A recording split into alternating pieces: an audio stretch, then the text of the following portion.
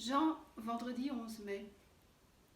Mais pourquoi fallait-il que le merle noir chante plus tôt que les autres, qu'il choisisse la lucarne de sa chambre pour perchoir?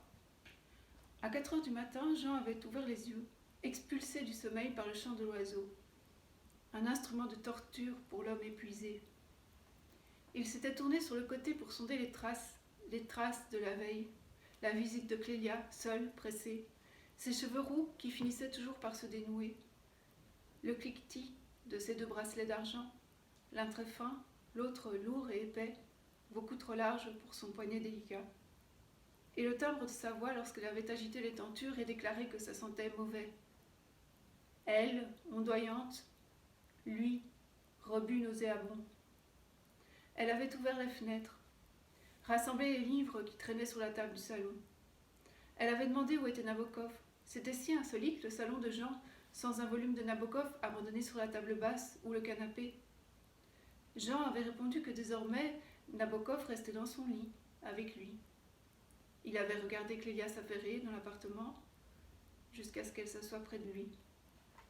Qu'elle pose ses lèvres fraîches sur sa joue, comme pour dire « Excuse-moi, papa, je voulais commencer par là et puis j'ai oublié. » Quand le merle avait chanté, Jean avait tendu une main vers la peau de son visage. Il s'était attendu à ce qu'elle soit douce et lisse comme celle de Clélia. Le grain rugueux de l'épiderme l'avait surpris. Il avait suivi du doigt les sillons.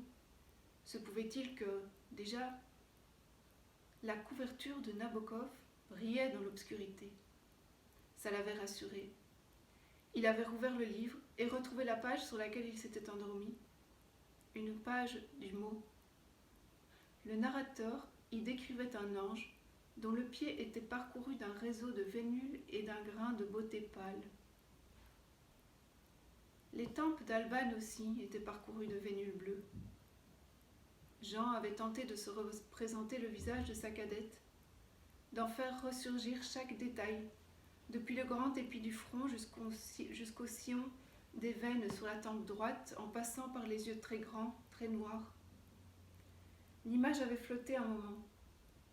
Il s'était demandé s'il reconnaîtrait sa fille aujourd'hui et son cœur s'était emballé. Il avait compté les années, ça ferait bientôt 15 ans qu'elle était partie, ne laissant comme trace de son existence qu'une carte postale chaque année.